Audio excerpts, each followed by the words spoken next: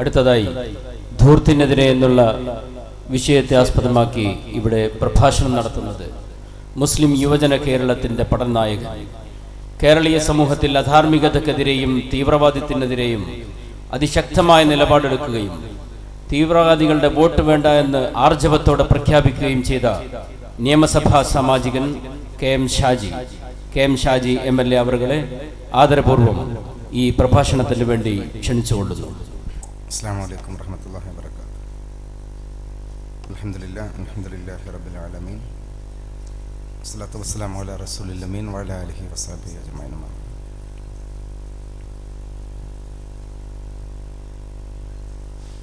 ആദരണീയനായ KV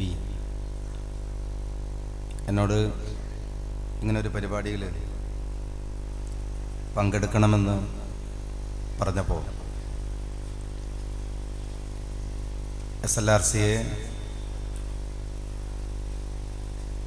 വലിയ അതിശയത്തോടും അതോടൊപ്പം ഒരുപാട് ആഹ്ലാദത്തോടെയും നോക്കിക്കാണുന്ന ഒരാളെന്ന നിലക്ക് SLRCയുടെ ശ്രദ്ധേയമായ ഈ പരിപാടിയിൽ പങ്കെടുക്കാനുള്ള താല്പര്യം കൊണ്ട് ഞാൻ സമ്മതിക്കുകയായിരുന്നു. പക്ഷെ ഇങ്ങനൊരു വിഷയമൊക്കെ അവതരിപ്പിച്ച് ഈ കാര്യത്തിൽ പറയാൻ ഞാൻ നിയോഗിക്കപ്പെടുമെന്ന് സത്യത്തിൽ ഞാൻ വിചാരിച്ചിരുന്നില്ല. പ്രത്യേകിച്ച് KV അദ്ദേഹത്തിൻ്റെ വെള്ളിയാഴ്ച കോഴിക്കോടുള്ളപ്പോഴൊക്കെ അദ്ദേഹത്തെ കേൾക്കാനായി ഞാൻ പോകാറുണ്ട്. ഈ വിഷയത്തിലുള്ള അഗാധമായ ജ്ഞാനവും വളരെ ശ്രദ്ധേയമായിട്ടുള്ള ഇടപെടലും നടത്തുന്ന അദ്ദേഹം മാത്രമല്ല, SLRCയിലെ പഠിതാക്കളായിട്ടുള്ള പണ്ഡിതരായ നിങ്ങളുടെ മുമ്പിൽ ഇതെങ്ങനെ പറയണം എന്നാണ് ഞാൻ ആലോചിക്കുന്നത്. ഒരുപക്ഷെ പറയണമെന്ന് വിചാരിക്കാൻ താല്പര്യം രണ്ട് സ്ഥലത്ത് വെച്ചാണ് കേരളത്തിൽ ഇത് ഏറ്റവും നന്നായിട്ട് പറയാൻ പറ്റിയത്. ഒന്ന് കോഴിക്കോട്, അതും കുറ്റിച്ചിറയിലാവുക. മറ്റൊന്ന് നമ്മളെ നൗഷാദ് ഖാൻ്റെ കണ്ണൂരിലാവുക. ഞാനിപ്പോൾ അവിടുത്തെ MLA കൂടിയാണ്. അപ്പം അതുകൊണ്ട് പറ്റിയ രണ്ട് സ്ഥലമാണിത്. ഏതായാലും ഈ ഒരു വിഷയം പറയാൻ പറ്റിയത് എന്നാണ് ഞാൻ വിചാരിക്കുന്നത്. ബഹുമാന്യനായിട്ടുള്ള വളരെ പ്രൗഢഗംഭീരമായി ഇവിടെ ഈ വിഷയങ്ങൾ സംസാരിച്ചു. തൊട്ടു മുമ്പ് തന്നെ എന്നോട് KV പറയായിരുന്നു SLRCയുടെ പ്രൊട്ടക്റ്റ് കൂടിയിട്ട് ആയ ആൾ. വിശ്വാസപരമായി എന്താണ് നമുക്ക് ധൂർത്തിൻ്റെ വിഷയത്തിൽ പ്രത്യേകിച്ച് അതിലെ കാഴ്ചപ്പാടുകൾ എന്താണ്, അതിലെ സമീപനങ്ങൾ എന്താണ്, ഒരു വിശ്വാസിയുടെ ജീവിതത്തെ ചിട്ടപ്പെടുത്തുന്നിടത്ത് അവൻ്റെ ആചാരങ്ങളും അനുഷ്ഠാനങ്ങളും ആഘോഷങ്ങളുമൊക്കെ എന്തായിരിക്കണമെന്ന് വളരെ കൃത്യമായി വിശ്വാസപരമായ നിർവചനമുണ്ട്. അത് പുതുതായിട്ട് എനിക്കൊന്നും പറയേണ്ടതായിട്ടുള്ള കാര്യമല്ല. എന്നെക്കാൾ വലിയ ജ്ഞാനമുള്ളവരാണ് ഈ സദസ്സിലിരിക്കുന്നവർ. പക്ഷെ വിശ്വാസപരമായി അത്തരമൊരു നിഷ്കർഷത ഈ വിഷയത്തിൽ ഇസ്ലാമികമായി ഉണ്ടാകാനുള്ള കാരണമെന്താണ് എന്ന് നിങ്ങൾക്കറിയണമെങ്കിൽ ലോകത്തെക്കുറിച്ചുള്ള ഭൗതികമായ പഠനം കൂടെ അതിൻ്റെ കൂടെ ചേർത്ത് വായിക്കണം. ഞാനിത് പറയുന്നത് എന്തുകൊണ്ടാണ് ഇസ്ലാം പരലോകത്ത് എത്തിപ്പെടുന്ന ഒരു വിശ്വാസിയെ, ഒരു മനുഷ്യന് അവന് സ്വർഗത്തിലേക്കുള്ള വഴിവെട്ടാനുള്ള മാർഗമെന്ന നിലക്ക് പറയുന്ന വിശ്വാസപരമായ കാര്യം മാത്രമല്ല ഇതിന് നിദാനമായിരിക്കുന്നത്. ജീവിക്കുന്ന ചുറ്റുപാടുകളോടും പരിസരത്തോടുമുള്ള അവന്റെ ഉത്തരവാദിത്വ നിർവഹണത്തിന്റെ കൂടി ഭാഗമാണ്. അതാണ് പരലോകമെന്ന് പറയുന്നത്.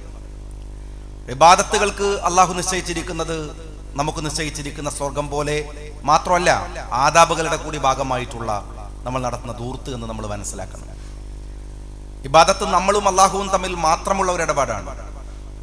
അള്ളാഹുവും നമ്മളും തമ്മിൽ മാത്രമുള്ള കൊടുക്കലിന്റെ, ഒരു ഉത്തരവാദിത്വ നിർവഹണത്തിന്റെ, നന്ദിയുടെ ഭാഗമാണ്. പക്ഷെ മറ്റുള്ളതൊന്നും അങ്ങനെയല്ല. മറ്റുള്ളത് നമ്മളുടെ അയൽപക്കങ്ങളെ ബാധിക്കുന്നതാണ്, നമ്മളുടെ ചുറ്റുപാടുകളെ ബാധിക്കുന്നതാണ്, ജീവിക്കുന്ന പരിസരത്തെ ബാധിക്കുന്നതാണ്, വായുവിനെ ബാധിക്കുന്നതാണ്, മലിനീകരണത്തെ ബാധിക്കുന്നതാണ്, എല്ലാത്തിനെയും ബാധിക്കുന്നതാണ്. സാമൂഹ്യ ജീവി എന്ന നിലക്ക് നാം പാലിക്കേണ്ടുന്ന മര്യാദകൾ ലംഘിക്കുന്നതാണ്. ഉത്തമ സമുദായം എന്ന് നമ്മൾ വിളിക്കുന്ന, ഹൈർ ഉമ്മത്ത് എന്ന് വിളിക്കുന്ന മുസ്ലിം സമുദായത്തിൽ നിന്ന് ഇന്ന് ലോകം അഭിമുഖീകരിച്ചു കൊണ്ടിരിക്കുന്നത് എന്ന് നമ്മൾ മനസ്സിലാക്കണം. മുസ്ലിങ്ങൾ ഇന്ന് ധൂർത്തിനെ കുറിച്ച് സംസാരിക്കുന്നു. ഞാൻ മുസ്ലിം ലീഗിന്റെ ഒരു പ്രവർത്തകൻ കൂടിയാണ്. മുസ്ലിം ലീഗ് ഇത്തരം ഒരു സമീപനം എടുക്കുമ്പോൾ ആ സമീപനം അതിന് പ്രചോദനമായിട്ടുള്ള വലിയ ഇടപെടൽ നടത്തിയിട്ടുണ്ട് കേരളത്തിലെ മുജാഹിദ് പ്രസ്ഥാനം എന്ന് പറയാതിരിക്കാൻ കഴിയില്ല. കേരളത്തിലെ ഇസ്ലാഹി പ്രസ്ഥാനമാണ് ഒരുപക്ഷെ മുസ്ലിം ലീഗ് എന്ന് പറയുന്ന ആശയ സമ്പുഷ്ടതയുടെ പിറകിൽ പോലും ബുദ്ധിപരമായി പ്രവർത്തിച്ചിരുന്നത് എന്ന് കേരളത്തിന്റെ ചരിത്രം പരിശോധിക്കുന്ന നവോത്ഥാന സംരംഭങ്ങളെ കുറിച്ച് പഠിക്കുന്നവർക്കൊക്കെ അറിയാൻ സാധിക്കും. ഞാൻ മനസ്സിലാക്കുന്നത് അത്തരമൊരു വലിയ തീരുമാനം നമ്മൾ എടുക്കുമ്പോൾ ആ തീരുമാനത്തിന്റെ ഒരു വലിയ പശ്ചാത്തലമുണ്ട്. ആ പശ്ചാത്തലം കൂടെ പരിശോധിക്കേണ്ടി വരും. നമ്മൾ എന്തുകൊണ്ടാണ് ഇങ്ങനെ തീരുമാനം എടുക്കേണ്ടി വന്നത്, എവിടുന്നാണ്? മുസ്ലിം ലീഗിന്റെ തന്നെ ഒരു നേതാവ്, പശ്ചിമ ബംഗാളിലുള്ള ഒരു നേതാവാണ് ഒരിക്കലൊരു മുദ്രാവാക്യം വിളിച്ചത്. 1940-കളിലാണ് ആ മുദ്രാവാക്യം. റൊട്ടി കപ്പട മക്കാൻ എന്നാണ്. ആർഭാടങ്ങളുടെയും ധൂർത്തുകളുടെയും അർമാദത്തിൽ കഴിയുന്ന മുസ്ലിം സമുദായം 2014 ഒടുക്കത്തിൽ നിൽക്കുന്ന നമ്മൾ, അർമാദിച്ചു തീരാത്ത നമ്മൾ ആലോചിക്കേണ്ടത് ഈ കമ്മ്യൂണിറ്റി തുടങ്ങുന്നത് റൊട്ടി ആവശ്യപ്പെട്ടുകൊണ്ടാണ്. ഒരു നേരത്തെ പശിയടക്കാൻ റൊട്ടി കപ്പട മക്കാൻ എന്നത് ഇന്ത്യയിലെ മുസ്ലിങ്ങൾ വിളിച്ച മുദ്രാവാക്യമാണ്. ഇന്നും ഇന്ത്യയിലെ പരശരം മുസ്ലിങ്ങൾ വിളിച്ചുകൊണ്ടിരിക്കുന്ന മുദ്രാവാക്യമാണ്. തുടങ്ങിയത് ഒരു നേരത്തെ ഭക്ഷണമടക്കാൻ, പശിയടക്കാൻ റൊട്ടി വേണമെന്ന് പറഞ്ഞിട്ടാണ്. തലചായ്ക്കാൻ ഒരു വീട് വേണമെന്ന് പറഞ്ഞിട്ടാണ്. റൊട്ടി കപ്പട മക്കാൻ. ആ സമുദായം വളർന്നിങ്ങനെ വലിയ വളർച്ചയുടെ പാരമ്യത്തിലെത്തിയപ്പോൾ പറയാണ്, നിങ്ങൾ ധൂർത്ത് നിർത്തണം, തിന്നാൻ പാടെന്ന് പറഞ്ഞിട്ട് തുടങ്ങിയതാണ്. ഇപ്പൊ തിന്നൽ നിർത്തണം എന്നാണ് പറയുന്നത്. നമ്മൾ മനസ്സിലാക്കേണ്ടത് എവിടുന്നാണ് ഒരു കമ്മ്യൂണിറ്റി വന്നതെന്നാണ്, എവിടുന്നാണ് തുടങ്ങിയത് എന്നാണ്, ഇപ്പൊ എത്തി നിൽക്കുന്നത് എവിടെയാണ് എന്നാണ്. ലോകത്തിനൊരു സൈക്ലിംഗ് ഉണ്ട്. അതെന്താണെന്ന് വെച്ചാൽ ലോകത്തിൽ മുഴുവൻ ആളുകൾക്കുമുള്ള ഭക്ഷണം ലോകത്ത് ഉൽപ്പാദിപ്പിക്കപ്പെടുന്നില്ല എന്നതാണ്. അതുകൊണ്ടാണ് ലോകത്തിന്റെ ഒരു ഭാഗത്ത് പട്ടിണി വരുമ്പോൾ ഒരു ഭാഗത്ത് ധൂർത്തിങ്ങനെ വരും, മറുഭാഗത്ത് പട്ടിണി വരും. ആ പട്ടിണിയുടെ ചക്രം ഇങ്ങനെ കറങ്ങിക്കൊണ്ടേയിരിക്കും. നാളെ അള്ളാഹു അത് നമ്മൾക്ക് നേരെ വരാതിരിക്കില്ല എന്ന് ഉറപ്പിച്ചൊന്നും പറയാൻ അള്ളാഹു കാത്തു രക്ഷിക്കുമാറാവട്ടെ. ഒരു ഭാഗത്ത് പട്ടിണിയുണ്ട്. ഈ പട്ടിണി ഒരു ഭാഗത്ത് നിൽക്കുമ്പോഴാണ് വലിയ വലിയ ആർഭാടങ്ങൾ നടത്തി, കല്യാണങ്ങൾ നടത്തി, ആഘോഷങ്ങൾ നടത്തി ഭക്ഷണം നമ്മൾ കൊണ്ടുപോയി കുഴിച്ചു മൂടുന്നത്. ലോകത്തിലെ മുഴുവൻ ആളുകൾക്കും ഭക്ഷണം ലഭിക്കാൻ ഒരു മാർഗമുണ്ട്. എന്താ മാർഗം? അത് പ്രവാചകൻ സല്ലല്ലാഹു അലൈഹി വസല്ലം തങ്ങൾ പറഞ്ഞ മാർഗമാണ്. നിങ്ങൾ വിശപ്പ് മാറാൻ ഭക്ഷണം കഴിക്കാൻ പാടുള്ളൂ. നിങ്ങൾ വയറ് നിറക്കാൻ ഭക്ഷണം കഴിക്കരുത്. വയറ് നിറക്കാനാണ് നമ്മൾ ഭക്ഷണം കഴിക്കുന്നത്, വിശപ്പ് മാറാനല്ല. ആരോഗ്യമുള്ള ശരീരത്തിന് വേണ്ടത് വയറ് നിറക്കാനുള്ള ഭക്ഷണമല്ല, വിശപ്പ് മാറാനുള്ള ഭക്ഷണമാണ്. പക്ഷെ നമ്മൾ കഴിക്കുന്നത്, വലിയ ധൂർത്തായി കഴിച്ചുകൊണ്ടിരിക്കുന്നത് മറ്റൊരാളുടെ ഭക്ഷണമാണ്. നിന്റെ വിശപ്പ് മാറിയാൽ പിന്നെ നീ കഴിക്കുന്നത് മറ്റൊരുത്തന്റെ ഭക്ഷണത്തിൽ കൈയിട്ട് വരലാണ്. ആരെങ്കിലും ഓർക്കാറുണ്ടോ? നമ്മൾ എപ്പോഴെങ്കിലും ചിന്തിക്കാറുണ്ടോ? ഞാൻ ഈ ധൂർത്തിന്റെ വിഷയം വന്നപ്പോ ഈ ചർച്ച ചെയ്യുന്ന പാർട്ടിയുടെ അകത്തും ഞാൻ പറഞ്ഞു, ഞങ്ങളുടെ പാർട്ടി അത് ചർച്ച ചെയ്തപ്പോൾ ഞാൻ പറഞ്ഞു, മുജാഹിദ് പ്രസ്ഥാനത്തിന്റെ ആളുകളുമായി സംസാരിക്കുമ്പോൾ ഞാൻ പറയാറുണ്ട്, നിങ്ങൾ ധൂർത്തെന്ന് പറയുന്നതിനെ കേവലം ഒരു ഭക്ഷണം, ഒരു കല്യാണം എന്നത് മാത്രമാക്കി ചുരുക്കരുത്. കല്യാണത്തിന് പ്രവാചകൻ സല്ലല്ലാഹു അലൈഹി വസല്ലം തങ്ങൾ പറഞ്ഞു, നിങ്ങൾ കല്യാണം ലളിതമായ മാർഗമൊക്കെ പറഞ്ഞിട്ട് പറഞ്ഞു, നീ നാളെ ഒരു പെൺകുട്ടിയുടെ കയ്യും പിടിച്ച് പോകുമ്പോ, അല്ലെങ്കിൽ പെൺകുട്ടിയുടെ കൂടെ ഒരു ചെറുപ്പക്കാരനെ കാണുമ്പോൾ ആള് ചോദിക്കില്ലേ എവിടുന്നത്, എന്താ സംഭവം? അപ്പൊ പറഞ്ഞു, നിങ്ങൾ ചുറ്റുവട്ടത്ത് അയൽപക്കത്തുള്ള ആളുകളൊക്കെ ഒന്ന് വിളിച്ചു വരുത്തി ഒരു സദ്യയൊക്കെ കൊടുത്ത് ഒരു ചെറിയ പരിപാടി അതുണ്ടല്ലോ, അതെങ്കിലും അതിന്റെ സാധ്യതയെങ്കിലും ഉണ്ടല്ലോ. നമ്മൾ ഈ വീട്ടുകൂടൽ എന്ന് പറയുന്ന പരിപാടി ആരാ ഉണ്ടാക്കിയത്? ഏത് മതത്തിന്റെ പിൻബലാണ് അതിനുള്ളത്? ഇന്ന് കല്യാണമല്ല വലുത്, കല്യാണത്തെക്കാൾ വലിയ ഒരുപാട് ആഘോഷങ്ങളുണ്ട്. വീട്ടുകൂടൽ ഒരു ഹലാലായ ആഘോഷമാക്കിയിട്ട് നമ്മൾ ആഘോഷിക്കുകയാണ്. ബർത്ത്ഡേ ഒക്കെ നമ്മൾ എതിര് പറയുന്ന ആൾക്കാരുണ്ട്. വീട്ടുകൂടലോ ആരുണ്ടാക്കിയതാണ്? ആരാ ഈ ആചാരം നമ്മൾക്കിടയിൽ കൊണ്ടുവന്നത്? അവനവന്റെ വീട്ടിൽ കയറിയിട്ടൊന്ന് താമസിക്കുമ്പോ ആ താമസത്തിന് ഇത്ര വലിയ ആർഭാടങ്ങൾ ഉണ്ടാക്കാൻ ആരാ നമ്മളോട് പറഞ്ഞത്? ആരാ പറഞ്ഞത്? നേരത്തെ വീട്ടുകൂടൽ ഒരു എന്താണ് ഒരു ആവശ്യമായിരുന്നു കമ്മ്യൂണിറ്റിയിൽ പലരുടെയും. കാരണം എന്താ, നമ്മൾ വീട്ടിൽ കൂടുമ്പോൾ അയൽപക്കത്തുള്ളവനൊക്കെ കൊണ്ടുവന്നിട്ട് ഒരു കവർ തരും. കടവും ബാധ്യതയൊക്കെ ആയിട്ട് ഒരു വീട് വെച്ച് കഴിയുമ്പോൾ എന്താണ്, അതൊരു സഹായമാണ്. അങ്ങനെ അത് തുടങ്ങിയത്. ഇപ്പൊ കവർ അങ്ങോട്ട് കൊടുക്കലൻ, മുട്ടായി അങ്ങോട്ട് കൊടുക്കലൻ, ഒന്നും ഇങ്ങോട്ട് വാങ്ങണില്ലല്ലോ. കാരണം ആ ജാതി പിന്നെ വലിയ സൗകര്യങ്ങളുണ്ട്, പണത്തിന്റെ സമ്പന്നതയുണ്ട്, പിന്നെ അങ്ങോട്ട് കൊടുക്കാൻ. ഈ ആചാരം എവിടെ നിന്നാണ്? അങ്ങനെ ഒരുപാട് ആചാരങ്ങൾ നമ്മൾ പുതുതായിട്ട് കണ്ടുപിടിച്ചിട്ടുണ്ട്. കല്യാണം എന്ന് പറയുന്നത് തന്നെ മൈലാഞ്ചി ആയിട്ടും മൈലാഞ്ചി ഇല്ലാണ്ടായിട്ടും 3 ദിവസവും 4 ദിവസമൊക്കെ ആയിട്ട് അത് നേരത്തെ കൂടെ വിശദീകരിച്ചു കഴിഞ്ഞു. ഇനി കല്യാണവും വീട്ടുകൂടലും മാത്രമാണോ നമ്മളുടെ ആഘോഷം മുസ്ലിം സമുദായത്തിന്റെ? അല്ലല്ലോ. നമുക്ക് ഇബാദത്ത് പോലും ആഘോഷമല്ലേ? ഇബാദത്ത് പോലും ആഘോഷമല്ലേ? സമ്മേളനങ്ങൾ ആഘോഷമല്ലേ? മതസംഘടനകളുടെ പ്രകടനം കൊണ്ട് രാജ്യത്ത് റോട്ടുമേൽ അറിയാം. അല്ലെങ്കിൽ തന്നെ ട്രാഫിക് ബുദ്ധിമുട്ടാണ്. രാഷ്ട്രീയക്കാരുടെ ബുദ്ധിമുട്ട് വേറെ ഉണ്ട്. അതിന്റെ പുറമെ മതസംഘടനകളും കൂടി കൊടിയും പിടിച്ച് റോട്ടുമേൽ ഇറങ്ങിയാൽ എന്തൊരു ബുദ്ധിമുട്ടാണ് സഹോദരന്മാർ. എന്തിനാ ഈ മതസംഘടനകൾ പ്രകടനം നടത്തുന്നത്? ഞാൻ പലപ്പോഴും ആലോചിക്കുകയാണ്. ഞങ്ങൾ പറഞ്ഞാൽ ലീഗർ ഞങ്ങൾ പ്രകടനം നടത്തുന്നത് ഞങ്ങൾ കോൺഗ്രസ്സുകാരെ പഠിപ്പിക്കാനാണ്. പഞ്ചായത്ത് തെരഞ്ഞെടുപ്പൊക്കെ വരികയാണ് ഞങ്ങളെ സീറ്റുമ്പോൾ കളിക്കരുതെന്ന് പറയാനാണ്. അല്ലെങ്കിൽ മാർക്കറ്റാരോട് വെറുതെ ഞങ്ങളെ കുട്ടികളെ മേത്തിട്ട് കയറുന്നത് ഞങ്ങൾ ആളുണ്ടെന്ന് പറയാനാണ്. നിങ്ങൾ ഈ മതസംഘടനകൾ എന്തിനാ പടച്ചോനെ പഠിപ്പിക്കാനാണ്? ഞങ്ങൾ ഇത്ര മെമ്പർഷിപ്പ് ഉണ്ട്, അതുകൊണ്ട് ഞങ്ങളെ സ്വർഗത്ത് കെട്ടിക്കോളൂ പറയാനാ? എനിക്ക് മനസ്സിലാവും മതസംഘടനകൾ എന്തിനാണ് തെരുവിലിറങ്ങുന്നത്. ഞാൻ യൂത്ത് ലീഗിന്റെ സംസ്ഥാന പ്രസിഡന്റ് ആയിരിക്കുമ്പോൾ കോഴിക്കോട് സർവേ നടത്തി പത്രക്കാരുടെ സഹായത്തോടുകൂടെ. ഒരു വർഷം 11 വർഷം മുമ്പ് നടത്തിയ സർവേയുടെ കണക്കെന്റെ കയ്യിലുണ്ട്. ഒരു വർഷം കോഴിക്കോട് നഗരത്തിൽ മാത്രം നടത്തുന്ന മത ആഘോഷ സമ്മേളനങ്ങൾക്ക് അന്ന് ഇവന്റ് മാനേജ്മെന്റിന് കിട്ടുന്ന പണം 9.5 കോടി ഉറുപ്പിയാണ്. 9.5 കോടി ഉറുപ്പിയാണ്. എന്തിനാണിത്? എന്തിനാണ്? നിങ്ങൾ ഓർത്തു നോക്ക്. എന്തിന്റെ പേരിലാണ് ഈ ആഘോഷങ്ങൾ? തെരുവുകളിൽ ആരെ ഭയപ്പെടുത്താനാണ്? ആരെ കാണിക്കാനാണ്? ധൂർത്തെന്ന് പറയുമ്പോൾ വലിയ സ്റ്റേജുകൾ കെട്ടിയിട്ട് 1/2 മണിക്കൂർ 1 മണിക്കൂർ ഇരിക്കുന്ന സ്റ്റേജിനാണ് 10-50 ലക്ഷം റുപ്യ മുടക്കണത്. അറിയോ നിങ്ങൾ? ആകാശത്ത് നിന്ന് എന്തോ സാധനം വന്നിറങ്ങും, ബാക്ക് കൂടെ എന്തോ കയറും, എന്തൊക്കെ കാണിച്ചിട്ട് ഈ സ്റ്റേജ് ഉണ്ടാക്കാൻ എത്ര ലക്ഷം ചെലവഴിക്കുന്നു? അതിനുള്ള പന്തലുകൾക്ക് എത്ര ലക്ഷം ചെലവഴിക്കുന്നു? 1-2 മണിക്കൂർ ഒരു പേർക്ക് ഇരിക്കാൻ കോടിക്കണക്കിന് ഉറുപ്പികയുടെ പണങ്ങൾ ചെലവഴിക്കുന്നത് ഗൾഫിൽ നാട് നിന്ന് ഒഴുകി വരുന്ന പാവപ്പെട്ടവന്റെ പണമല്ലേ? സമുദായത്തിൽ ക്രിയേറ്റിവിറ്റി ഉണ്ടാക്കേണ്ട പണമല്ലേ?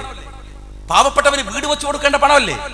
അയൽപക്കത്ത് നിന്ന് 10, 25, 30 വയസ്സായിട്ടൊന്ന് കല്യാണം കഴിച്ചു വിടാൻ കഷ്ടപ്പെടുന്നവന്റെ വീട്ടിൽ ഒരു കല്യാണം ഉണ്ടാക്കാനുള്ള പണമല്ലേ?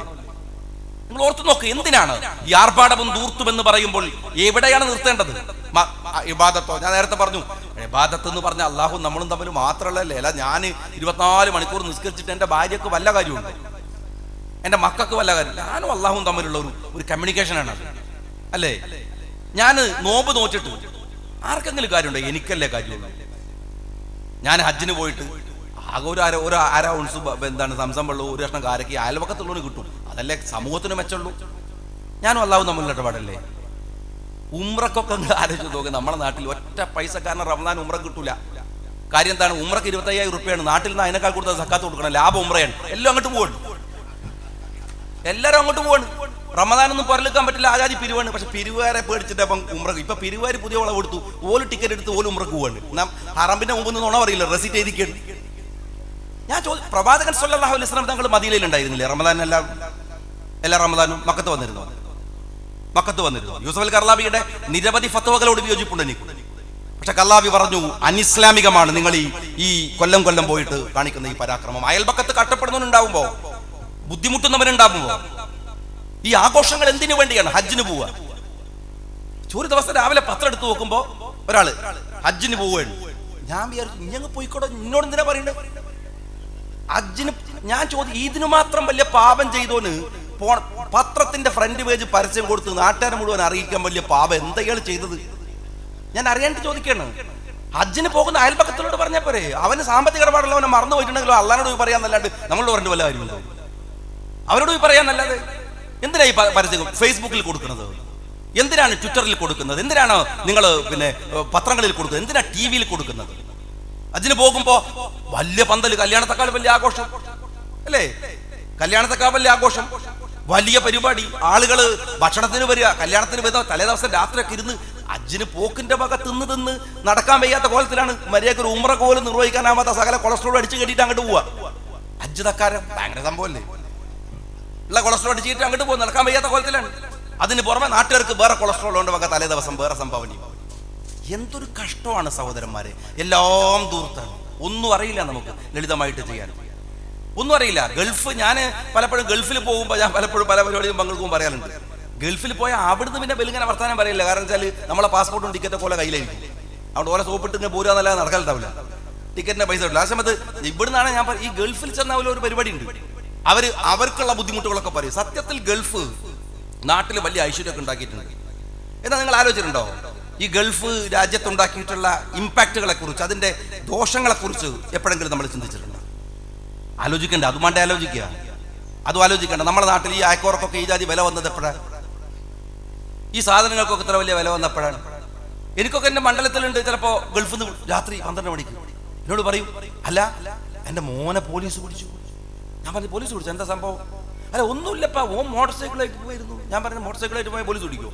അല്ല അതല്ല, ഓനത്ത് ലൈസൻസ് ഉണ്ടായില്ല. ഞാൻ പറഞ്ഞു, ലൈസൻസ് വേണ്ടേ? അതിനൊരു വയസ്സായിട്ടില്ലല്ലോ. ഞാനെന്തോ ഒരു തെറ്റ് ചെയ്ത മാതിരിയാണ്. നിങ്ങൾ എന്താ MLA പറയുന്നത്? ഒരു വയസ്സാവണ്ടേ? 18 വയസ്സായ ലൈസൻസ് കിട്ടുള്ളൂ, അതെന്തോ കുഴപ്പം. ഞാൻ ചോദിക്കണേ, 18 വയസ്സായ ലൈസൻസ് ഇല്ല എന്നുള്ള മിനിമം സെൻസ് ബൈക്ക് വാങ്ങി കൊടുക്കണ വാപ്പാർക്ക് അറിയോ? പഠിക്കണ്ടേ വാപ്പാര്? ഞാൻ ചോദിക്കണത്, പിന്നെ ലൈസൻസ് പിന്നെ മാത്രം പിന്നെ എന്താണ്, നിങ്ങൾ SSLC ജയിക്കുന്ന കുട്ടിനോട് പറയാണ്, നീ ജയിച്ചാൽ നിനക്കൊരു മോട്ടോർ സൈക്കിൾ വാങ്ങിത്തരാം. വാപ്പാൻ്റെ കയ്യിൽ പൈസ ഉണ്ട്. പക്ഷെ നാട്ടിൽ ലൈസൻസ് കിട്ടണമെങ്കിൽ 18 വയസ്സാവണം. വാപ്പാൻ്റെ കയ്യിൽ പൈസ ഉണ്ടെങ്കിൽ മാത്രം പോരാ. നേരെ ബൈക്ക് വാങ്ങി കൊടുക്കും. എന്നിട്ട് ബൈക്ക് വാങ്ങി കൊടുത്തിട്ട് നേരെ MLA-നോടാണ്. MLA എന്ന് പറഞ്ഞാൽ എന്താണ്? അത് വേറെ രസമാണ്. ഞങ്ങളുടെ പേര് മെമ്പർ ഓഫ് ലെജിസ്ലേറ്റീവ് അസംബ്ലി എന്നാണ്. ഞാൻ എൻ്റെ വണ്ടിൻ്റെ മുമ്പിൽ MLA എന്ന് എഴുതിയിട്ടില്ല. ഞാൻ മെമ്പർ ഓഫ് ലെജിസ്ലേറ്റീവ് അസംബ്ലി എന്നാണ്. ആർക്കെയും തിരിയാണെ വെച്ചിട്ടാണ്. നിയമ നിർമ്മാണ സഭ എന്നാണ്. എന്നിട്ട് നമ്മളോട് വിളിച്ചിട്ട് പറയാണ്, ഓ നിയമം ലംഘിച്ച് ഓനെ രക്ഷപ്പെടുത്തണം. നിയമം ബ്രേക്കലല്ല MLA-യുടെ പണി, നിയമം നിർമ്മിക്കലാണ്. നിങ്ങൾ ആലോചിച്ച് നോക്കണം. നേരെ വിളിച്ച്, നിങ്ങൾ എന്തൊരു MLA അത് എന്ന് വെച്ചാൽ നിയമനിർമ്മാണ സഭയെ പോയാൽ നമ്മളോട് വിളിക്കണ്ടേ, 18 വയസ്സായിട്ട് എൻ്റെ മോനെ പിടിച്ചിട്ട് നിങ്ങൾക്ക് വിടാൻ പറ്റുമെന്നാണ്. ഗൾഫിൽ നിന്ന് അങ്ങനെ കുറേ ആളുകൾ കുട്ടികൾക്ക് പണം കൊടുത്ത് അതിൻ്റെ ദൂരം. പിന്നെ വേറൊരു കാര്യം, ഞാനിപ്പോൾ പലപ്പോഴും ആലോചിക്കാറുണ്ട്. നിങ്ങൾ ഇപ്പോൾ കുറച്ച് ആളുകൾ ഇപ്പോൾ ഒരു പ്രസംഗ പരമ്പരയായിട്ട് നമ്മുടെ നാട്ടിലൊക്കെ കാണാം. വമ്പിച്ച പ്രസംഗ പരിപാടിയാണ്, വലിയ വലിയ ആഘോഷ പരിപാടികളാണ്. ആ വരുമ്പോൾ പിന്നെ പറയുന്നത് എന്താ വെച്ചാൽ, പിന്നെ ലക്ഷക്കണക്കിന് ഉറുപ്പ്യ പ്രസംഗിക്കുമ്പോൾ കിട്ടണമെന്നാണ്. ആളുകളെങ്ങനെ പറഞ്ഞ് പിരികിട്ട് നരകം സ്വർഗം എന്നൊക്കെ പറഞ്ഞ് പേടിപ്പിച്ചിട്ട് ഇങ്ങനെ ഉള്ള കമ്മലും സാധനമൊക്കെ കഴിച്ചു കൊടുക്കുകയാണ്. അപ്പം ഞാനിങ്ങനെ ആലോചിച്ച് നോക്കുമ്പോൾ, നമുക്ക് സക്കാത്ത് പറഞ്ഞിട്ടില്ലേ? ഞാൻ കൃത്യമായിട്ട് എൻ്റെ സക്കാത്ത് കൊടുക്കാൻ നോക്കിയാണ്. ഞാനിങ്ങനെ സക്കാത്തൊക്കെ കൊടുത്തിട്ട് ഇങ്ങനെ കേവിൻ്റെ പ്രസംഗം കേൾക്കാൻ വരികയാണ്. അപ്പോൾ കേവി ഇങ്ങനെ പറയുകയാണെങ്കിൽ നരകണ്ട് ഭയങ്കരമാണ്, പ്രശ്നമാണ്. അപ്പം ഞാൻ പറയും, അതെ അതൊക്കെ ഉണ്ട്, കുഴപ്പമാണ്. അല്ല നിങ്ങൾ സ്വത്ത് ഇങ്ങനെ വെച്ച് കൂട്ടിയാൽ, അപ്പം ഞാൻ മനസ്സിൽ പറയും, അതെ വെച്ച് കൂട്ടിയാൽ നമുക്കൊരു കുലുക്കം ഉണ്ടാവില്ല. കേവി എത്ര നമ്മൾ സക്കാത്ത് കൊടുത്തല്ലേ? സക്കാത്ത് കൊടുക്കാത്ത പെണ്ണുങ്ങൾക്ക് ബേജാറുള്ളൂ. അപ്പൊ പതുക്കെ കഴിക്കും. സത്യത്തില് അള്ള പറഞ്ഞിട്ട് കേൾക്കാത്തത് നമ്മൾ മൊയിലാർ പറഞ്ഞിട്ട് കേൾക്കുകയാണ്. അതതിൻ്റെ ഒരു ചുരുക്കം. അള്ളാഹു നേരെ ചൊവ്വേ വളരെ വൃത്തിയിൽ നിങ്ങളോട് പറഞ്ഞിട്ട് കേൾക്കാത്തത് മൊയിലാർ പറഞ്ഞ് പേടിപ്പിക്കുമ്പോൾ ചിറ്റയിക്കാണ്, കമ്മലയിക്കാണ്. ഇതുകൊണ്ട് എന്താണ്? ദുനിയാവും കിട്ടൂല, ആഹ്റവും കിട്ടൂല. അപ്പൊ ആ പൊന്ന് പോയ തന്നെയാണ്. സക്കാത്തിന്റെ അത് കണക്ക് കൂട്ടി കൊടുക്കാതെ നിങ്ങൾ ആരെങ്കിലും വന്നിട്ട് നിങ്ങളെ പറഞ്ഞ് പേടിപ്പിക്കുമ്പോൾ ഇത് ഊരി കൊടുത്താൽ കണക്ക് പെടുവോ? അങ്ങനെ കൊടുത്താൽ പെടുവോ? ഞാൻ ചോദിക്കുന്ന ഒരു കാര്യം എന്താന്ന് വെച്ചാൽ, ഇതിലാണ് നമുക്ക് ഇഷ്ടം. നേരെ ചൊവ്വ കാര്യങ്ങൾ പറയുന്നതിലല്ല, ഗൃജുവായ മാർഗ്ഗം സിറാത്തുൽ മുസ്തഖീമിലല്ല. നമുക്കിഷ്ടം എന്താണ്? വളഞ്ഞ വഴിയിൽ. മതമാണെങ്കിലും വളഞ്ഞ വഴിയിൽ, നേരാണെങ്കിലും വളഞ്ഞ വഴിയിൽ. നേര് തന്നെയാണ്, വളഞ്ഞ വഴിയിൽ. സത്യമാണെങ്കിലും വളഞ്ഞ വഴിയിൽ. അങ്ങനെ പോകാനുള്ള ശീലം എന്താണ്? എല്ലാത്തരം, ഞാൻ നേരത്തെ പറഞ്ഞു ധൂർത്തുകളെ കുറിച്ച്. നിങ്ങൾ കല്യാണത്തിന്റെ മാത്രമല്ല, ധൂർത്തുകളെ കുറിച്ച് ആലോചിക്കുമ്പോൾ ഇപ്പോ വിശുദ്ധ റമദാൻ എപ്പോഴും ഞാൻ പറയാറില്ല. നൗഷാദ് ഖാനൊക്കെ കണ്ണൂർ പോയിട്ടുണ്ടെങ്കിൽ അവിടെ പോയാലും ഒരു കൈകാര്യം ചെയ്യുന്നുള്ള പേടിയുണ്ട്, അധികം ഞാൻ പറയലില്ല. കാര്യം എന്താ വെച്ചാൽ, എന്തൊരു ധൂർത്താണ് സഹോദരന്മാർ ഈ റമദാൻ മാസം എന്നൊക്കെ പറഞ്ഞാൽ. എത്ര നല്ല ഒരു ഞാതാ പറഞ്ഞതാണ്, ഇസ്ലാമിലെ തീരുമാനങ്ങൾ സ്വർഗമെന്ന് പറയുന്ന ആത്മീയ നിർവൃതിക്ക് വേണ്ടി മാത്രമുള്ളതല്ല, ജീവിക്കുന്ന ചുറ്റുപാടുകളിലെ ഭൗതികമായ ആനന്ദത്തിന് കൂടിയുള്ളതാണ്. അതിലൊന്നാണ് നമ്മളുടെ നോമ്പെന്ന് പറയുന്നത്. എത്ര മനോഹരമായിട്ടാണ് നമ്മളുടെ ഒരു വർഷത്തിൽ നമ്മളുടെ ശരീരത്തെ പോലും ക്രമീകരിക്കാവുന്ന ഒരു ഭൗതികമായ ഇടപെടൽ. എത്ര മനോഹരമാണ് റമദാന്. ഞാൻ പിന്നെ 4 വർഷമായി, ഇപ്പോൾ 4 തവണയായി ഞാൻ MLA ആയതിനു ശേഷം കണ്ണൂരിൽ നോമ്പ് തുറക്കാൻ പോയിട്ടുണ്ട്. ഒരു ദിവസം നൗഷാദ് ഖാനയുടെ നോമ്പ് തുറക്കാൻ പോയിരുന്നു. വേറൊരു എൻ്റെ സുഹൃത്ത് ഒരു അനീഫക്കാൻ്റെ നൗഷാദ് ഖാനും കൂടെ 2 or 3 വീട്ടിൽ ഞാൻ നോമ്പ് തുറക്കാൻ പോയിട്ടുണ്ട്. കണ്ണൂക്കാർ ഭയങ്കര സൽക്കാരപ്രിയരാണ്. അവർ വിളിക്കാഞ്ഞിട്ടല്ല, ദിവസവും വിളിക്കും, പരിപാടിക്ക് വിളിച്ചുകൊണ്ടിരിക്കും. ഞാൻ നോമ്പ് തുറക്കാൻ പോകില്ല. ഞാൻ എന്താ വെച്ചാൽ എങ്ങനെങ്കിലും പതുക്കൊക്കെ അവിടുന്ന് ഊരി ഫ്ലാറ്റിൽ പോയി അല്ലെങ്കിൽ എൻ്റെ റൂമിൽ പോയിട്ട് അവിടുന്ന് ഓട്സ് കലക്കി കുടിക്കലാണ്. കഴിഞ്ഞ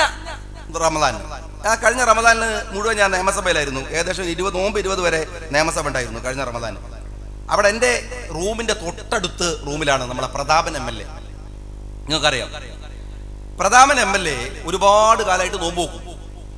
നോമ്പ് കൃത്യമായിട്ട് എടുക്കും. അദ്ദേഹത്തിൻ്റെ മകനും നോമ്പെടുക്കും, അദ്ദേഹത്തിൻ്റെ ഭാര്യയൊക്കെ നോമ്പെടുക്കും. ആ നോമ്പ് എന്നൊക്കെ പറഞ്ഞാൽ വമ്പിച്ച നോമ്പാണ്. സുബൈക്കൊക്കെ വാങ്ക് കൊടുത്താൽ അപ്പം മൂപ്പര് ഭക്ഷണം നിർത്തും. മഗ്‌രിബിന് ബാങ്ക് കൊടുക്കുമ്പോൾ തന്നെ ഒരു ഗ്ലാസ് വെള്ളം കാരക്കാൻ ഭയങ്കര വിശ്വാസമാണ്. അങ്ങനെ ഒരു വിട്ടുവീഴ്ചയില്ല. ഞാൻ ഇപ്പുറത്തെ റൂമിലേക്ക് എന്നെ വിളിച്ചു, അല്ല രാജി ബാങ്ക് കൊടുത്തോ? ഞാൻ പറയും കൊടുക്കുമ്പോൾ പറയാൻ എനിക്ക് നോമ്പുണ്ട്, ഞാൻ പറയാം. അത്ര ഭയങ്കര തിരക്കാണ് നോമ്പിന് ഭയങ്കര. അപ്പൊ ഞാൻ ചോദിച്ചു, അല്ല പ്രതാപം എന്നാ പിന്നെ നമുക്ക് ഒന്നിച്ച് മഗ്‌രിബ് കൂടി നിൽക്കിച്ചൂടെ? അപ്പൊ പ്രതാപൻ പറഞ്ഞു, അതില്ല ഷാജി, കാരണം ഞാനിത് എൻ്റെ ഈ ദുനിയാവിലെ ആരോഗ്യത്തിന്റെ പ്രശ്നത്തിൽ നോക്കുകയാണ്, ആഹൃത്തുക്കളെ നോക്കുമെന്നല്ല ഞാൻ നോക്കുമ്പോൾ പ്രതാപന് ദുനിയാവുണ്ട്. നമ്മളെ സ്ഥിതി എന്താണ്? നമ്മളെ സ്ഥിതി എന്താ? നിങ്ങൾ ആലോചിച്ച് നോക്കി, എന്ത് ജാതി ഭക്ഷണം കഴിക്കലാണ്. ഒരു റമദാൻ മാസം നമ്മൾ സത്യത്തിൽ നോമ്പ് അങ്ങോട്ട് അർമാദിച്ചു തീർക്കല്ലേ. ഈ നോമ്പ് തുറ സമൂഹ നോമ്പ് സമൂഹത്തിൽ ഉണ്ടാക്കാനാണെന്നാണ് പലരും പറയുന്നത്. എന്ത് ഉണ്ടാക്കാനാണ്? ഞാൻ അറിയാൻ ചോദിക്കുക, അവനാന്റെ വീട്ടിൽ കുത്തുന്ന ഭാര്യന്റെയും കുട്ടികളെയും അല്ലെങ്കിൽ കുടുംബക്കാരുടെയും ഒക്കെ കൂടെ ഇരുന്നിട്ട് ഒരു ഭക്ഷണം കഴിക്കുക എന്ന് പറയുന്നത്, നാട്ടിൽ ഈ നോമ്പ് തുറ ആഘോഷങ്ങൾ നമ്മൾ മതസംഘടനകൾ കൂടി തുടങ്ങിയാണ്. സമൂഹത്തിന്റെ ഒരു വലിയ ആനയാണ് ചേന. ഇപ്പൊ അത് വലിയ ദൂർത്തായി, വലിയ ആഘോഷങ്ങളായി. നോമ്പ് തുറ എന്ന് പറയുന്നത് ഒരു ഭീകരമായ ഒരു എന്താണ് ഒരു ആഘോഷമാക്കി നമ്മൾ മാറ്റി. വലിയ ആഘോഷമാണ്. എത്ര ലളിതമായിട്ട് നമ്മൾ ചെയ്യേണ്ടുന്ന ഒരു കാര്യമാണ്. നിങ്ങൾ ആലോചിച്ച് നോക്ക്, ആരോഗ്യത്തെ നിർത്താൻ. എന്നിട്ട് ഭക്ഷണങ്ങളുടെ ഒരു പരാക്രമം, ഭക്ഷണങ്ങളുടെ ഒരു തരം തല്ല്. വീട്ടിൽ പോയാലും ഏത് പരിപാടിക്ക് പോയാലും റമദാൻ മാസം. അപ്പൊ ഈ CH മുഹമ്മദ് കോയ സാഹിബ് പറഞ്ഞൊരു തമാശയുണ്ട്. CH ഭയങ്കര ഭക്ഷണപ്രിയനായിരുന്നു, എല്ലാവർക്കും അറിയാം, പഴയ ആളുകൾക്കൊക്കെ അറിയാം, ഭയങ്കര ഭക്ഷണപ്രിയനായിരുന്നു. അങ്ങനെ CH ഒരിക്കൽ തലശ്ശേരിയിൽ നോമ്പുറക്കാൻ പോയി. ഒരു സ്ഥലത്ത് ഭക്ഷണത്തിന് ഇറക്കി ഉണ്ടാക്കിയ വിഭവങ്ങൾ കണ്ട് CH പേടിച്ചു പോയി. CH ബേജാറാവണമെങ്കിൽ ഏരിയ അത് ഭക്ഷണം ഉണ്ടാക്കേണ്ടി വരും. അങ്ങനെ CH അന്ന് രാത്രി ഈ ചന്ദ്രികയിൽ വന്നിട്ട് ഒരു സാങ്കല്പിക കഥ എഴുതി. ഉള്ള കഥ അല്ല, സാങ്കല്പിക കഥ. ആ കഥ എങ്ങനെയാണ്? നോമ്പ് നിർബന്ധാക്കിയപ്പോൾ നമ്മളെ നൗഷാദ് ദേഷ്യം പിടിക്കുന്നത് നമ്മളെ കണ്ണൂക്കാരെല്ലാം കൂടെ അള്ളാഹുവിനെ കാണാൻ പോയി. സാങ്കല്പിക കഥയാണ്. അങ്ങനെ അള്ളാഹിൻ്റെ അടുത്ത് പോയിട്ട് ഒരു പറഞ്ഞു, അല്ല ഈ സുബഹി മുതൽ മഗ്‌രിബ് എന്നല്ല കുറച്ച് കൂടി പോയി, ഒരു ളുഹർ മുതൽ അസ്ർ വരെ പോരെ നോമ്പി? അള്ളാഹു പറഞ്ഞു പറ്റൂല. എന്നാ പിന്നെ ഒരു മഗ്‌രിബ് എന്തായാലും ഒരു സുബഹി മുതൽ ഒരു അസ്ർ വരെ പറ്റൂല. എന്നാ പിന്നെ എല്ലാ ഭക്തനും ഒരു ജ്യൂസ് കുടിച്ചൂടെ? പറ്റൂല. എന്നാ പിന്നെ ഒരു ഗ്ലാസ് വെള്ളം? പറ്റൂല. ഒരു രക്ഷയില്ലാന്ന് തോന്നിയപ്പോൾ ഒരു എഴുന്നേറ്റുന്നാണ്. പോരുന്ന വൈകി തിരിച്ചിട്ട് ചോദിച്ചത്രേ, അല്ല ഇതിപ്പോ ഈ സുബഹി മുതൽ മഗ്‌രിബ് വരെ അല്ലേ ഉള്ളൂ? ആ എന്നാ കാണിച്ചു തരാന്നാണ്. പകല് പട്ടിണി കിട്ട അള്ളാഹിനോട് രാത്രി തിന്ന് പകരം വീട്ടുണ്ട്. ഈ കണ്ണൂരില് നിങ്ങൾ പോയി നോക്കണം, കുറ്റിച്ചിറയിൽ എന്താ റമദാനിന്റെ ദിവസം രാത്രിയിലെ ദിവസം. എന്നോട് പലരും പറഞ്ഞു, ഞാൻ ആ വഴിക്ക് പോയിട്ടില്ല, പലരും പറഞ്ഞു കാണാനെങ്കിലും പോകണം. നേരം വെളുക്കുന്നത് വരെ തിന്നുകയാണ്. മലപ്പുറത്ത് നിന്ന് ആളുകൾ വണ്ടി എടുത്തു വരികയാണ് കുറ്റിച്ചിറയിൽ നിന്ന് രാത്രിയിലെ ഭക്ഷണം കഴിക്കാൻ. കണ്ണൂരിലെ സിറ്റി മുസ്ലിങ്ങളുടെ ഭൂരിപക്ഷ പ്രദേശങ്ങളിൽ മുഴുവൻ റമദാനിന് സ്പെഷ്യൽ കൗണ്ടറുകൾ തുറക്കുകയാണ്. നിങ്ങൾ ആലോചിക്കണം, ഭക്ഷണത്തെ നിയന്ത്രിച്ച് നിങ്ങളുടെ ആത്മാവിനും നിങ്ങളുടെ ശരീരത്തിനും നന്മ നൽകാൻ കഴിയുന്ന ഇസ്ലാമിലെ ഒരു പ്രക്രിയയെ എത്ര ഭീകരമായിട്ടാണ് നമ്മൾ അതിനെ ഉപയോഗിക്കുന്നത് എന്ന് നിങ്ങൾ ആലോചിച്ച് നോക്ക്. എന്നിട്ട് അത് ദുനിയാവും ഇല്ല ആഖിറവും ഇല്ല എന്നുള്ള രൂപത്തിൽ നമ്മളാക്കാൻ അതിലൊരുപാട് ഭക്ഷണക്രമങ്ങൾ നമ്മൾ റിസർച്ച് നടത്തുകയാണ്. ഞാനിങ്ങനെ ആലോചിക്കലുണ്ട്, നമ്മൾ പിന്നെ കണ്ണൂരത്തെ പോയാൽ നിങ്ങൾ MLA എന്നുള്ള എനിക്ക് മാത്രമല്ല, അവിടുത്തെ ഭക്ഷണത്തിന്റെ ടേസ്റ്റ് കൊണ്ട് നമ്മൾ അടുത്ത് പോരൂല. അത്രക്ക് രസമാണ്. വെറുതെ അല്ല, പുതിയാപ്പിളാവുകയാണെങ്കിൽ കണ്ണൂരെ പുതിയാപ്പിളാണ് കേട്ടോ. നിങ്ങൾ കുറ്റിച്ചിറത്തൊന്നും മോശമാക്കി പറയല്ല. എന്ത് ജാതി തീറ്റിയാണ്, എത്ര ഭക്ഷണമാണ്. മുട്ട കൊണ്ട് മാല ഉണ്ടാക്കുക. നമ്മളെ പെണ്ണുങ്ങളൊക്കെ സമ്മതിക്കണം. ഇവരൊക്കെ ISRO കൊണ്ട് ചേർത്ത് ഒരു റോക്കറ്റ് വിടും. നിങ്ങൾ ISRO കൊണ്ട് മുട്ടോണ്ട് മാല ഉണ്ടാക്കാൻ പറഞ്ഞു നോക്കി, ഓൾക്ക് ഒരു ചുക്കും ചെയ്യാൻ കഴിയില്ല. മുട്ട കൊണ്ട് മാല ഉണ്ടാക്കുന്ന എന്ത് ബോംബെ എങ്ങനെ വരും? അതാണ് അവിടെ കണ്ണൂരിലെ സ്ത്രീകള് കോഴിമുട്ട കൊണ്ട് മാല ഉണ്ടാക്കുക. എന്തെല്ലാം വിഭവങ്ങളാണ്. ഇതിൽ റിസർച്ച് നടത്തുകയാണ്, ഇതിൽ പരിശോധന നടത്തുകയാണ്. എന്നിട്ട് തന്നെ ടിവിന്റെ മുമ്പിലൊക്കെ ഇത് ഉണ്ടാക്കേണ്ട വിഭവങ്ങളുടെ രീതി, ഭക്ഷണം ഇത്. എന്നിട്ട് ഇതെല്ലാം കഴിച്ചിട്ട് ഒരാൾ നോമ്പ് തുറന്നപ്പോൾ ഒരാളോട് മൊലാക്കാരോട് പറഞ്ഞാൽ ഇനിയിപ്പോൾ തറാവി നിസ്കരിക്കേണ്ട ചോദിച്ചു. അപ്പം അദ്ദേഹം പറഞ്ഞു, ഇപ്പം തറാവി എന്തെങ്കിലും നടക്കുള്ളൂ, ഇനി മയ്യത്തുകാർ നടക്കുള്ളൂ, കാരണം അതിന് കുമ്പിടലൊന്നുമില്ലല്ലോ. ഇതൊന്ന് നോമ്പ് തുറന്നാൽ എങ്ങനെ തറാവി കരിക്കുക? ആ ജാതി തീറ്റിയാണ്. ഒരു പഴവും കൂടെ കുത്തിക്കയറ്റി കൂട്ടാൻ ഒരു ചങ്ങായി ചോദിച്ച മാതിരി ഒന്നിനും സ്ഥലമില്ല. നോമ്പ് എന്തിനു വേണ്ടിയാണ്? ആരെയാണ് വിഡ്ഢിയാക്കാൻ ശ്രമിക്കുന്നത്? നമ്മൾ നിങ്ങളോട് പകൽ സമയത്ത് വ്രതമെടുക്കണമെന്ന് പറഞ്ഞ അള്ളാഹുവിനെ സത്യത്തിൽ CH പറഞ്ഞ പോലെ നമ്മുടെ ഒരു പകരം വീട്ടിൽ ആരെയാ വിഡ്ഢിയാക്കാൻ ശ്രമിക്കുന്നത്? മഗ്‌രിബ് എന്ന് പറയുന്ന ഒരു ഡെഡ് ലൈൻ കാണിച്ചിട്ട് ബാക്കി നമ്മൾ അള്ളാഹുവിനെ ആ ഡെഡ് ലൈനിൽ ബിസ്മില്ലാ എന്ന് പറഞ്ഞൊരു വെള്ളം കുടിക്കുന്നതോട് മറക്കല്ലേ ചെയ്യണത്? എന്തുമാത്രം ഭീകരതയാണിത്. നിങ്ങൾ ആലോചിച്ച് നോക്കണം. ഒരു സമൂഹത്തില് ഒരു വിശ്വാസി ഇടപെടുമ്പോൾ അവന്റെ എല്ലാത്തിലും ഒരു മിതത്വത്തിന്റെ പ്രശ്നമുണ്ട്. അത് കല്യാണമായാണ്, അതവന്റെ എന്തായിരുന്നാലും. ഇപ്പോ വേറൊന്ന് പറയാറുണ്ട്. ഇപ്പൊ പലരും പറയുന്ന കാര്യമുണ്ട്. ഇപ്പൊ എന്നെ സംബന്ധിച്ച് ഞാനിത് പറയാറുണ്ട്. ഞാൻ സംഘടനക്കകത്ത് പറയാറുണ്ട്, പുറത്തു പറയാറുണ്ട്. ഞാനൊരു പഞ്ചായത്ത് ബോർഡ് പ്രസിഡന്റ് ആയിരിക്കുന്ന സമയത്ത് ഞാൻ 200 പേരെ വിളിച്ചിട്ടാണ് എന്റെ കല്യാണം നടത്തിയത്. വലിയ മുജാഹിദ് കുടുംബത്തിനാണ് ഞാൻ കല്യാണം കഴിച്ചത്. അവരൊക്കെ വലിയ ഉഷാറായി കല്യാണം കഴിച്ചു. സത്യത്തിൽ ഞാൻ അങ്ങനെ എൻ്റെ നാട്ടിൽ നിന്ന് വളരെ ചെറിയ 200 പേര്, അൻവർ സാദ് നിങ്ങളെ പഠിതാവായിട്ടുള്ള ആളൊക്കെ ഞങ്ങൾ സഹപ്രവർത്തകരാണ്. ഞാൻ ആരെയും വിളിച്ചിട്ടില്ല. എൻ്റെ യൂത്ത് ലീഗിൻ്റെ സംസ്ഥാന ട്രഷറർ ആയിരിക്കുമ്പോഴാണ്. അതുകൊണ്ട് എനിക്കൊരു ക്ഷീണം ഉണ്ടായിട്ടില്ല. കാര്യം എന്താ, തൊട്ടടുത്ത തെരഞ്ഞെടുപ്പിൽ ഞാൻ യൂത്ത് ലീഗിൻ്റെ സംസ്ഥാന സെക്രട്ടറി ആയി, പിന്നത്തെ തെരഞ്ഞെടുപ്പ് സംസ്ഥാന പ്രസിഡന്റായി, പിന്നെ ഇപ്പോൾ MLA. അപ്പോൾ ക്ഷീണമൊന്നുമില്ലല്ലോ, ആളെ വിളിക്കാത്തോണ്ട്. നിങ്ങൾ അങ്ങനെ എന്തെങ്കിലും വിചാരിക്കുന്നവർക്ക് ഒരു ധൈര്യം ആയിക്കോട്ടെ പറയുന്നു. ഒരു ക്ഷീണമൊന്നുമില്ലല്ലോ. എന്താ ഉണ്ടാവുന്നത്? ഞാൻ 200 പേരെ 201ാമത്തെ പേരോട് പോയിട്ട് ദ്വാരക്കണം എന്ന് പറഞ്ഞു. ഞാൻ ലിസ്റ്റ് ഇട്ടു. ആദ്യം 200 പേരെ വിളിക്കുന്നു ആദ്യം നിശ്ചയിച്ചു. എന്നിട്ട് 201ാമത്തെ ആളോട് പറഞ്ഞു, എനിക്ക് എൻ്റെ കല്യാണമാണ്, ദ്വാരക്കണം. സത്യത്തിൽ കല്യാണത്തിന് വിളിക്കാതിരുന്നാൽ എന്ത് സന്തോഷമുണ്ടെന്ന് ആളുകൾക്ക് അതെങ്കിലും ഒന്ന് ആലോചിച്ചു നോക്കും. ആരും ഇതിൽ ആനന്ദം കൊള്ളണില്ല. ആർക്കും ഈ ആഘോഷങ്ങളിൽ താല്പര്യമില്ല. നിർബന്ധപൂർവം വീട്ടുകാരൻ്റെ ആനന്ദമല്ലാതെ, സ്ത്രീകളോട് ഞാൻ പറയുന്നത്, നിങ്ങളാണ് ഒരു വീട്ടുകാരനെ ഇക്കാര്യത്തിൽ ബുദ്ധിമുട്ടിച്ചുകൊണ്ടിരിക്കുന്നത് ഏറ്റവും കൂടുതൽ. കാരണം നിങ്ങൾക്ക് പല സങ്കല്പങ്ങളുണ്ട്. ഇത്തരം കാര്യം ആരെ കുറ്റപ്പെടുത്താൻ വേണ്ടി പറയല്ല. സ്ത്രീകൾ ഭക്ഷണം വീട്ടിലുണ്ടാക്കുമ്പോൾ വേസ്റ്റ് വരില്ല എന്ന് തീരുമാനിക്കേണ്ടത് ഭർത്താവിനേക്കാൾ കൂടുതൽ ഭാര്യയാണ്. അങ്ങനെ പറയാൻ കഴിയണം. ആവശ്യത്തിനുള്ള ഭക്ഷണമേ ഉണ്ട്. ഇന്ന് ഇൻസ്റ്റന്റ് ആയിട്ട് ഫുഡ് ഉണ്ടാക്കാവുന്ന എന്തെല്ലാം മാർഗങ്ങളുണ്ട്. കുറച്ച് വാങ്ങി വെച്ചാൽ പോരെ. കുറവുണ്ടെങ്കിൽ അപ്പോൾ പെട്ടെന്ന് ഉണ്ടാക്കാൻ മാർഗമില്ലേ? നമുക്കതിന് കഴിയില്ലേ? പിന്നെ എന്തിനു വേണ്ടിയാണ് ഇത്തരത്തിലുള്ള ഒരു തരം സമൂഹത്തിനും രാജ്യത്തിനും ഒക്കെ എല്ലാത്തിലും മിതത്വം പാലിക്കാൻ പറഞ്ഞിട്ടുള്ള ഒരു കമ്മ്യൂണിറ്റി ഞാനിങ്ങനെ ഓർത്തു നോക്കാറുണ്ട്. ഇപ്പൊ നേരത്തെ വരുമ്പോൾ ഇവിടെ ഇങ്ങനെ പ്രസംഗിക്കായിരുന്നു നമ്മൾ ഉളു എടുക്കുന്നതിനെ കുറിച്ച്, വെള്ളത്തിനെ കുറിച്ച്, അതിന്റെ ദൗർലഭ്യതയെ കുറിച്ച്, അതുകൊണ്ട് ലോകം അഭിമുഖീകരിക്കുന്ന പ്രശ്നങ്ങളെ കുറിച്ച്. നിങ്ങളൊന്ന് ആലോചിച്ച് നോക്കൂ. ഒരു മുദ്ദു വെള്ളത്തിൽ ഉളു എടുക്കണം എന്ന് പറഞ്ഞവരാണ് നമ്മൾ. ആലോചിക്കുമ്പോൾ എല്ലാം ആലോചിക്കണ്ടേ? ഒരു മുദ്ദു വെള്ളത്തിൽ വെള്ളം എടുക്കണം. നമ്മൾ കുളിക്കലല്ലേ? നമ്മൾ ഇപ്പൊ ഹൗലൊക്കെ എന്ന് പറഞ്ഞാൽ ഒരു 5 സ്റ്റാർ ലൈൻ അല്ലേ? ഇപ്പൊ ഏറ്റവും നല്ല മഹല്ല് പ്രസിഡന്റ് ആരാന്ന് വെച്ചാൽ ഏറ്റവും നല്ല ഹൗൽ ഉണ്ടാക്കിയ ആളാണ്. നാട്ടിൽ വേറെ പരിഷ്കരണം നടത്തണ്ട. പള്ളിക്ക് ടൈലൊട്ടിച്ച് നല്ല ഹൗലൊക്കെ ഉണ്ടാക്കിയ നല്ല മഹല്ല് പ്രസിഡന്റ് ആണെന്ന് നമ്മൾ പറയാ. വെള്ളം ഉപയോഗിക്കുമ്പോൾ അവിടെ ഒരു ധൂർത്തിന്റെ പ്രശ്നം. ഏത് കാലത്താണ്? 1400 കൊല്ലങ്ങൾക്ക് മുമ്പാണ് വെള്ളം സമൃദ്ധമാകുന്ന ഒരു ലോകത്ത് നിന്ന് അള്ളാഹുവിന്റെ പ്രവാചകൻ സ്വല്ലല്ലാഹു അലൈഹി വസല്ലം തങ്ങൾ പറഞ്ഞത്, നിങ്ങൾ വെള്ളം ഉപയോഗിക്കുമ്പോൾ സൂക്ഷ്മത പാലിക്കണം. എത്ര വർഷങ്ങൾ കഴിഞ്ഞു. ഇപ്പൊ വെള്ളത്തിന്റെ വില എന്താണ്? വാട്ടർ ബോട്ടിൽ മാത്രമല്ല, ആ ബോട്ടിൽ കിട്ടാൻ പ്രയാസപ്പെടുന്ന തരത്തിലേക്ക് വെള്ളത്തിന്റെ വില എന്താണ് നിശ്ചയിക്കാൻ കഴിയുമോ? നമുക്ക് മനുഷ്യൻ നിശ്ചയിക്കാൻ കഴിയുമോ? ഈ പരിസ്ഥിതി നമുക്കിതിനോടൊക്കെ ബാധ്യതയില്ലേ സഹോദരന്മാരെ? മുസ്ലിം സമുദായം എന്ന് പറഞ്ഞാൽ ഇങ്ങനെ കുറച്ച് ആളുകൾ കരുതിയിരിക്കണം നമുക്ക് പറഞ്ഞ കുറച്ച് വിവാദത്തും നിക്കാരുമായിട്ട് ഇങ്ങനെ നടക്കുക. വേറെ ഒരു ബാധ്യതയില്ല. ചുറ്റുപാടിനോട് ഒരു ബാധ്യതയില്ല. നമ്മളൊരു ഞാൻ നേരത്തെ പറഞ്ഞ പോലെ ഒരു വിവാഹം നടത്തുമ്പോ കഴിക്കുന്ന ഭക്ഷണം മനുഷ്യന്റെ ശരീരത്തിൽ കൊടുക്കുന്ന കൊഴുപ്പ് മാത്രമല്ല, പിറ്റേ ദിവസം ബാക്കി വരുന്ന ഫുഡ് വേസ്റ്റ് രാജ്യത്തൊരു പ്രശ്നമാണ്. കോഴിക്കോട് കോർപ്പറേഷൻ ഏറ്റവും വലിയ ബുദ്ധിമുട്ടായി അഭിമുഖീകരിക്കുന്നത് ഇവിടുത്തെ വേസ്റ്റ് മാനേജ്മെന്റ് ആണ്. ഗവൺമെന്റ് അഭിമുഖീകരിക്കുന്ന ഏറ്റവും വലിയ പ്രശ്നം വേസ്റ്റ് മാനേജ്മെന്റ് ആണ്. ഈ വേസ്റ്റ് ആരാ ഉണ്ടാക്കുന്നത്? നിങ്ങൾ പറ. ഇത്ര ഭീകരമായിട്ട് വേസ്റ്റ് ഉണ്ടാക്കി വെക്കുന്നത് ആരാണ്?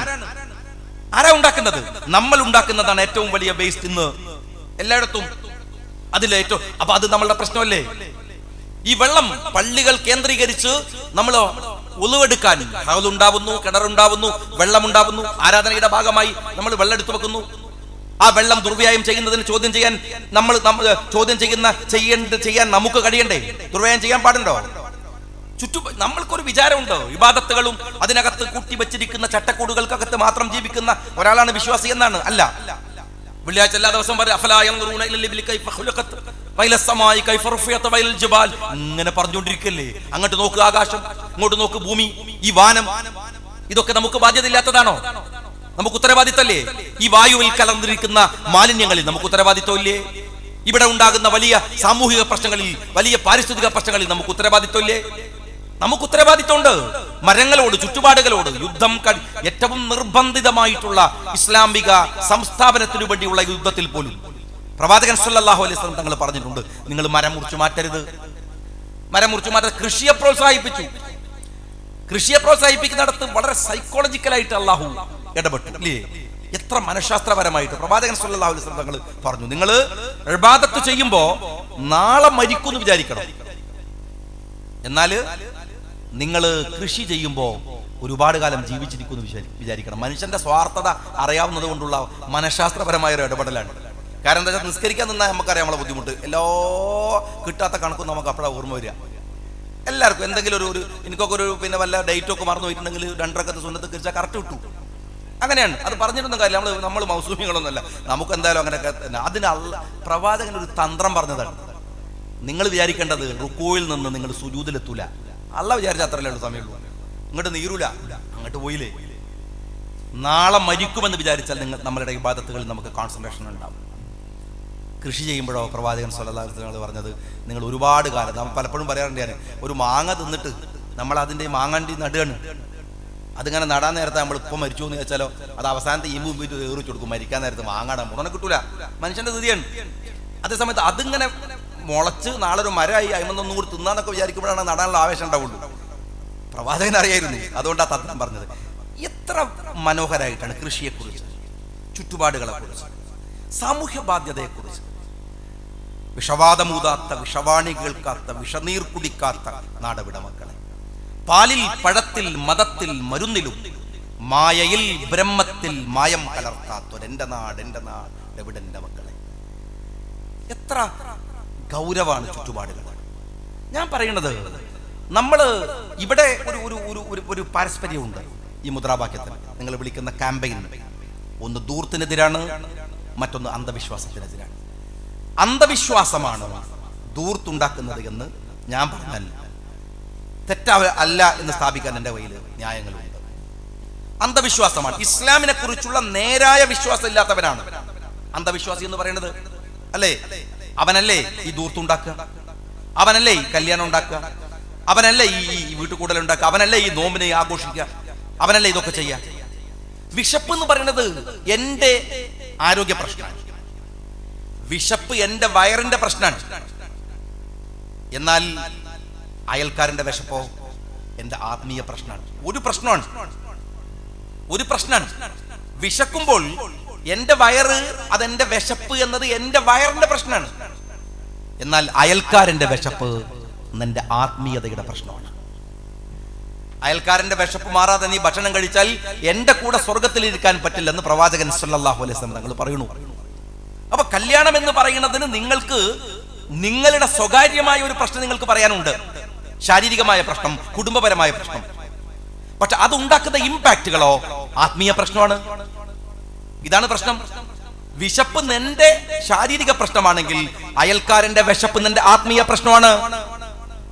നീ വിശന്ന് വല്ലാതെ ബുദ്ധിമുട്ടിയാൽ നിനക്ക് ഗ്യാസ് ട്രബിൾ ഉണ്ടാകാം, പ്രശ്നങ്ങൾ ഉണ്ടാകാം, രോഗം ഉണ്ടാവാം.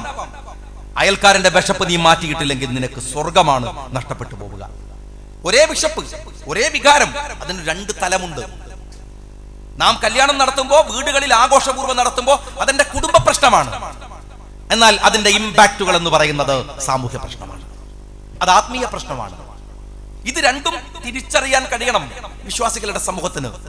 ഇത് രണ്ടും തിരിച്ചറിയുമ്പോൾ മാത്രമാണ് നിങ്ങൾ ആഡംബരം എന്ന് പറയുന്നത്, നിങ്ങളും ഞാനും അവനവന്റെ സൗകര്യങ്ങൾക്കനുസരിച്ച് കല്യാണ ധൂർത്തായി, പരിസരങ്ങളിലുള്ള ധൂർത്തായി മാത്രം അവസാനിപ്പിക്കാതെ നമ്മളുടെ മുഴുവൻ മേഖലകളിലും, അത് രാഷ്ട്രീയത്തിലായാലും മതത്തിലായാലും ഇബാദത്തുകളുടെ വിഷയത്തിലായിരുന്നാലും എവിടെയായിരുന്നാലും അവിടങ്ങളിൽ മുഴുവൻ ധൂർത്തിനെ നിരാകരിക്കാൻ കഴിയുന്ന, പള്ളികളിൽ അന്യായമായി ടാപ്പുകൾ തുറന്നു വെച്ച് വെള്ളം അങ്ങനെ ലാവിഷായിട്ട് ഉപയോഗിക്കുന്നിടത്ത് നിയന്ത്രിക്കാവുന്ന, നമ്മുടെ നാടുകളിലുള്ള എല്ലാത്തിനുമെതിരെ പരിസ്ഥിതിയെക്കുറിച്ചും ജാഗ്രത പാലിക്കുന്ന, ചുറ്റുപാടുകളെക്കുറിച്ചും ജാഗ്രത പാലിക്കുന്ന, എല്ലാ കണ്ണുകളും തുറന്നു വെച്ചിരിക്കുന്ന ഒരു വിശ്വാസിയാണ് ഇതിനെ തടുക്കാൻ കഴിയുമെന്ന് ഞാൻ വിചാരിക്കുന്നു. അന്ധവിശ്വാസത്തെക്കുറിച്ച് ഞാൻ ദീർഘമായിട്ട് പറയണില്ല. മെനഞ്ഞാന്ന് നിയമസഭയിൽ ഇതുമായി ബന്ധപ്പെട്ട എൻ്റെ സുഹൃത്ത് ഷാഫി ഒരു കോളിംഗ് അറ്റൻഷൻ കൊണ്ടുവന്നപ്പോൾ ഞങ്ങളൊക്കെ പരസ്പരം ആലോചിച്ചാണ് ആ കോളിംഗ് അറ്റൻഷൻ നിയമസഭയിൽ കൊണ്ടുവന്നത്. ആഭ്യന്തരമന്ത്രിയോട് ഞങ്ങൾ പറഞ്ഞു, അടിയന്തരമായി മഹാരാഷ്ട്രയെ മാതൃകയാക്കി നമ്മളൊരു നിയമനിർമ്മാണം നടത്തണം. മഹാരാഷ്ട്രയിൽ അന്ധവിശ്വാസത്തിനെതിരെ നിയമനിർമ്മാണം നടത്തണമെന്ന് ആവശ്യപ്പെട്ട ബില്ല് കൊണ്ടുവന്ന ആളെ അവിടെ വെടിവെച്ച് കൊന്നു. പിന്നീട് അദ്ദേഹം വെടിയേറ്റാണ് മരിച്ചത്. ഞാൻ പറയുന്നത്, കേരളത്തിൽ അന്ധവിശ്വാസത്തിനെതിരെയുള്ള ഒരു പോരാട്ടം നിയമത്തിന്റെ പിൻബലത്തോടു കൂടി നടത്തണം. അന്ധവിശ്വാസത്തിലേക്ക് പോകുന്നവരെ കുറിച്ച് ദീർഘമായി പറയേണ്ട കാര്യമില്ല. ഒറ്റ പ്രശ്നമേ ഉള്ളൂ. ഞാൻ നിയമസഭയിലും ഇതുമായി ബന്ധപ്പെട്ട ചർച്ചയിൽ പറഞ്ഞത്, വിശ്വാസം കൊണ്ടല്ല ഒരാൾ അന്ധവിശ്വാസിയാവുന്നത്.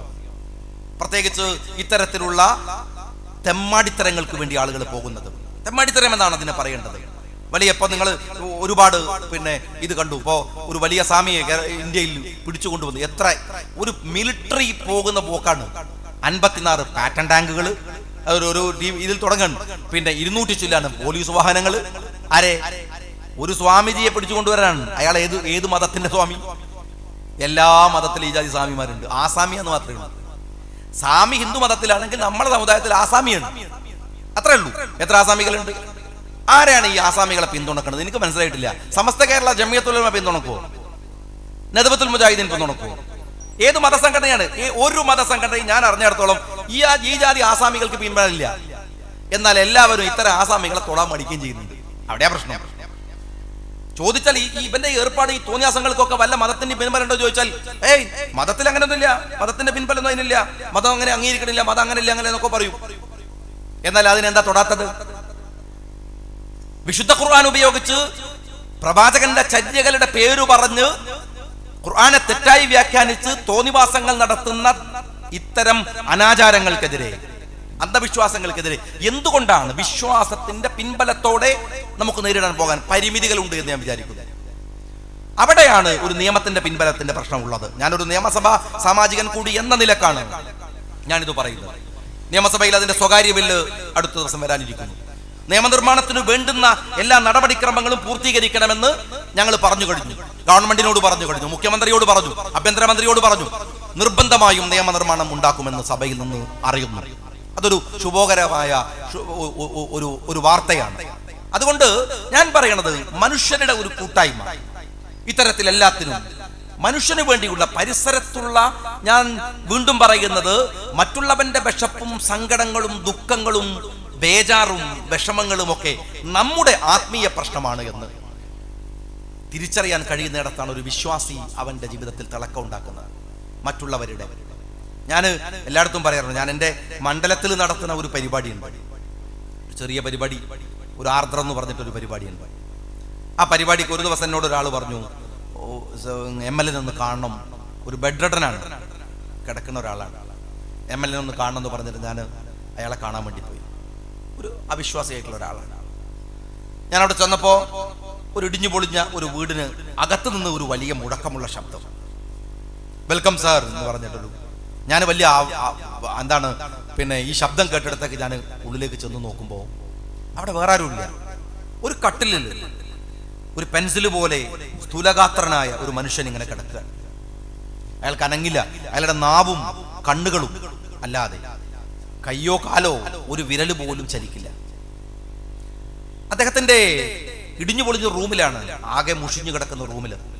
അയാളുടെ കണ്ണിന്റെ മുകളിൽ ഇങ്ങനെ ഒരു തുണി വന്നിങ്ങനെ ഞാന്ന് കിടക്കുന്നുണ്ട്. ചോദിച്ചപ്പോ പറഞ്ഞു, മുകളിൽ നിന്ന് വല്ല പൊടിയും മുഖത്തേക്ക് വീണാൽ, കണ്ണിലേക്ക് വീണാൽ തട്ടാൻ അയാൾക്ക് കഴിയില്ല, കൈ ചലിക്കില്ല. അതുകൊണ്ട് ഇങ്ങനെ ഒരു തുണി വിരിച്ചിട്ടാണ്. ഒരൊറ്റ പെങ്ങളേ ഉള്ളൂ, അവർ ജോലിക്ക് പോകണം, ഇങ്ങനെ നിർത്തിയിട്ട് പോക്കാണ്. ഞങ്ങൾ ചെന്നപ്പോൾ ആരുമില്ല വീട്ടിൽ. അദ്ദേഹത്തിന്റെ കൈ പിടിച്ചിട്ട് പറഞ്ഞു, ഇങ്ങനെ കൈ എന്നൊക്കെ പറഞ്ഞാല് എന്റെ വിരലിന്റെ വണ്ണയുള്ളൂ അദ്ദേഹത്തിന്റെ കൈക്ക്. 23 വർഷമായിട്ട് കിടക്കുകയാണ്. എന്റെ കൈ പിടിച്ചിട്ട് പറഞ്ഞു, സാർ നിങ്ങൾക്ക് വോട്ട് ചെയ്യാനൊന്നും ഞാൻ വന്നിട്ടില്ല, പക്ഷെ കാണണമെന്ന് തോന്നി, അങ്ങനെയാണ് ഞാൻ വന്നത്, ഒന്ന് കാണാൻ. ഞാനും പറഞ്ഞു അദ്ദേഹത്തോട് കുറച്ച് വർത്താനൊക്കെ പറഞ്ഞ് അടുത്തിരുന്ന് ഞാൻ റൂമിൽ നിന്ന് പുറത്തിറങ്ങുമ്പോൾ അവിടെ ഒരു ചെറിയൊരു ക്ലാവ് പിടിച്ചൊരു ചിത്രം ഉണ്ടായിരുന്നു. ആ ചിത്രം ഞാൻ ചോദിച്ചു, എന്താണത്? അദ്ദേഹം പറഞ്ഞു, എൻ്റെ കാവിൻ്റെ ചിത്രമാണ് സാർ. ഞാൻ ആ കാവിൽ പോയിട്ട് വരുന്ന വഴിക്കാണ് കാലൊന്ന് ഒരു കല്ലിൽ തട്ടി വീണതാണ്, അന്ന് കിടന്ന കിടപ്പാണ്. ഞാൻ വരുമ്പോൾ എൻ്റെ കൂടെയുള്ള സുഹൃത്തിനോട് ഞാൻ പറഞ്ഞു, എന്താ ഇപ്പം അയാൾക്ക് ചെയ്തു കൊടുക്കാനാവുക, എന്താ ചെയ്യാൻ പറ്റുക? ഒന്നുമില്ല ചെയ്യാൻ. ഞാൻ പറഞ്ഞു, അദ്ദേഹത്തിൻ്റെ റൂം, അദ്ദേഹത്തിൻ്റെ ലോകം എന്ന് പറയുന്ന ആ മുറിയാണ്, അതൊന്ന് വൃത്തിയാക്കി കൊടുക്കുക, നന്നായി തേച്ച് നല്ലൊരു സീലിംഗ് ഒക്കെ വെച്ച് ഒരു ഫാനൊക്കെ ഫിറ്റ് ചെയ്ത് നല്ലൊരു ബെഡൊക്കെ വാങ്ങിക്കൊടുത്ത് ആ മുറിയൊക്കെ ഒന്ന് വൃത്തിയാക്കി കൊടുക്കുക. ഞാൻ അവനോട് പറഞ്ഞു, അദ്ദേഹത്തിൻ്റെ ഒരു ചെറിയ ചിത്രം ഉണ്ട് അവിടെ, ഒരു കാവിൻ്റെ ചിത്രം, അതൊന്ന് എല്ലാവരും ചെയ്തിട്ടാണ് അയാൾക്ക് വെച്ചു കൊടുത്തത്. എന്നോട് അദ്ദേഹം കൈ പിടിച്ചു എന്നോട് പറഞ്ഞു, ഞാൻ പറഞ്ഞു, ഞാനിങ്ങനെ അവിടെ നിന്ന് ഇങ്ങോട്ട് പോകുന്നു. കുറച്ച് ദിവസം കഴിഞ്ഞപ്പോൾ അദ്ദേഹം എന്നെ എപ്പോഴും വിളിക്കും, സാർ നിങ്ങൾ അന്ന് വന്നപ്പോൾ ഒരു വെള്ളവും തന്നില്ലല്ലോ, ഒരു ദിവസം വരണം. ഞാൻ പിന്നെ ഒരു ദിവസം അയാളുടെ അടുത്ത് പോയി. എന്നെ ജീവിതത്തിൽ അപൂർവമായി നമ്മളെ ടച്ച് ചെയ്യുന്ന ചില സന്ദർഭങ്ങളിൽ ഒന്നാണത്. അദ്ദേഹത്തിന് ചെന്നപ്പോൾ അദ്ദേഹം എന്നോട് ഇങ്ങനെ, ഞാൻ അവിടെ ചെന്ന് റൂമിലേക്ക് കയറുമ്പോൾ കാണുന്നത് ആ കാവിൻ്റെ ചിത്രത്തിൻ്റെ അടുത്ത് തന്നെ എൻ്റെ ഒരു ഫോട്ടോ വെച്ചിട്ട് ഇയാൾ മാല കെട്ടി വെച്ചിരിക്കുകയാണ്. ഞാൻ അയാൾ ചോദിച്ചു, ഞാൻ മരിച്ചു വരുന്നില്ല, നിങ്ങൾ മാല ഇട്ടിരിക്കുന്നത്. ഞാൻ പറഞ്ഞു, നിങ്ങളത് എടുത്തു മാറ്റണം. അദ്ദേഹം എന്നോട് പറഞ്ഞു, ദൈവത്തെ ഞാൻ കാണുന്നത് നിങ്ങളിവിടെ വന്നപ്പോഴാണ്. ഞാൻ ഒന്നും ഉണ്ടായിട്ട് പറയല്ല. ഞാൻ അദ്ദേഹത്തോട് പറഞ്ഞു, ഞാൻ ആ ഫോട്ടോ വെക്കുന്ന എനിക്ക് പൊരുത്തുള്ള കാര്യമല്ല, ഞാനൊരു വിശ്വാസിയാണ്. നിങ്ങളെ വന്ന് കണ്ടുപോയപ്പോൾ എൻ്റെ മതം എന്നെ ഓർമ്മപ്പെടുത്തിയതാണ്. നിങ്ങൾക്ക് വേണ്ടി എന്തെങ്കിലും ഒന്ന് ചെയ്യണമെന്നത് എൻ്റെ വിശ്വാസപരമായ ബാധ്യതയാണ്. നിങ്ങൾ പോളിംഗ് ബൂത്തിൽ വരില്ല, വോട്ട് ചെയ്യില്ല എന്ന് എനിക്ക് നന്നായിട്ട് അറിയാം. ഞാൻ SLRCയുടെ പഠിതാക്കളോട് പറയട്ടെ, നമുക്ക് വിശ്വാസമില്ല, പക്ഷെ ദൈവം അള്ളാഹു എന്നത് എന്താണ്? നമ്മൾ എവിടുന്നാ കാണുക? ഈ ലോകത്ത് കാണില്ലല്ലോ, നമുക്ക് അദൃശ്യനല്ലേ അള്ളാഹു. നമ്മളെ സഹായിക്കാൻ മുമ്പിൽ ഒരിക്കൽ പൊട്ടി വീണ ഒരു രൂപത്തിൽ വരില്ലല്ലോ അള്ളാഹു. നിങ്ങളിലും എന്നിലുമൊക്കെ അള്ളാഹു ഏൽപ്പിച്ച ഉത്തരവാദിത്തമാണ്. ഞാനൊരു കർമ്മം ചെയ്യുമ്പോൾ ഒരു അവിശ്വാസി അള്ളാഹുവിനെ കാണുന്നത് എന്നിലൂടെയാവും. നിങ്ങളൊരു നന്മ ചെയ്യുമ്പോൾ ഒരു അവിശ്വാസി അള്ളാഹുവിനെ കാണുന്നത് നിങ്ങളിലൂടെയാവും. നമ്മളെ അള്ളാഹു ഏൽപ്പിച്ച ഉത്തരവാദിത്വമുണ്ട്. അഹമെന്ന് പറയുന്ന ഒരു സൂഫിയുടെ ഒരു കാഴ്ചപ്പാടുണ്ട്. ഏകദൈവത്തിൽ വിശ്വസിക്കുന്നവന് ഞാൻ ദൈവത്തിനടുത്തേക്ക് പോയി എന്ന് പറയാൻ പാടില്ലെന്ന് സൂഫിസം പറയുന്നു. കാര്യം എന്താണ്? ദൈവമെന്ന് വേറെ നിൽക്കുന്നില്ലെന്നാണ്. നിനക്കകത്തുണ്ട് ദൈവത്തിന്റെ സാന്നിധ്യം എന്നാണ്, പുറത്തല്ല. ദുനിയാവിൽ അള്ളാഹു നമുക്ക് പ്രത്യക്ഷനാവാതെ നമ്മുടെ കൺമുമ്പിൽ വരാതെ നിൽക്കുന്നത് ദൈവം നിങ്ങളിൽ ഏൽപ്പിച്ച ഉത്തരവാദിത്തം നിങ്ങൾ എങ്ങനെ നിർവഹിക്കുന്നു എന്ന് നോക്കാനാണ്. കല്ലിൽ ഒരു ദൈവത്തെ കൊത്തിവെച്ചാൽ അതിനെ നിങ്ങൾ ഏൽപ്പിക്കും. മരത്തിന് മുകളിൽ ഒരു ദൈവത്തെ നിങ്ങൾ വെച്ചാൽ അവിടെ നിങ്ങൾ ഏൽപ്പിക്കും. ഇസ്ലാം ദൈവത്തെ നിങ്ങളുടെ മുമ്പിൽ ചൂണ്ടിക്കാണിക്കാത്തത് നിങ്ങൾ ആ ഉത്തരവാദിത്തങ്ങൾ ചെയ്യേണ്ടത് കൊണ്ടാണ്. ഒരു സൂഫിയുടെ വാക്കാണ്. നമ്മൾ ചെയ്യേണ്ടത് ദൈവികമായ ഉത്തരവാദിത്തങ്ങളാണ്, മാനുഷികമായ ഉത്തരവാദിത്തങ്ങളല്ല. മറ്റുള്ളവന്റെ സങ്കടങ്ങളും അവന്റെ വിഷമങ്ങളും ഹൃദയത്തിനകത്തേക്ക് സ്വാംശീകരിക്കുന്ന ഒരാൾക്ക് വിശ്വാസത്തിന്റെ പ്രതലത്തിൽ നിന്ന് മാറി നിൽക്കാനാവില്ല. അങ്ങനെ ചിന്തിക്കുന്നവനാണ് വീട്ടിൽ വലിയ കൊട്ടാര സദൃശമായി വലിയ വലിയ പന്തലുകൾ കെട്ടിപ്പൊക്കി ഒരു ദിവസത്തേക്ക് ആചാരവടികൾ മുടക്കി കല്യാണം നടത്തുമ്പോ ദൂർത്ത് നടത്തുമ്പോ അയൽപക്കത്തുള്ളവന്റെ സങ്കടം എന്റെ സങ്കടമാണ് എന്ന് വിചാരിക്കാൻ കഴിയുക. മറ്റുള്ളവനോട് അത് ഏത് വിഷയത്തിലായാലും തെറ്റായി മറ്റൊന്നിലേക്ക് പോകുമ്പോ അവനവനിലേക്ക് നോക്കാൻ കഴിയുന്ന, അവനവനെ ശുദ്ധീകരിക്കണമെന്ന് പ്രവാചകൻ സ്വല്ലല്ലാഹു അലൈഹി വസല്ലം തങ്ങൾ പറഞ്ഞത്. ഏറ്റവും വലിയ അഫ്ദലുൽ ജിഹാദ് എന്നും ഏറ്റവും വിശുദ്ധമായ ജിഹാദ് എന്നും നീ നിന്നോട് ചെയ്യേണ്ടതാണെന്ന് പറയുന്നത് ഈ ശുദ്ധീകരണത്തിനാണ്.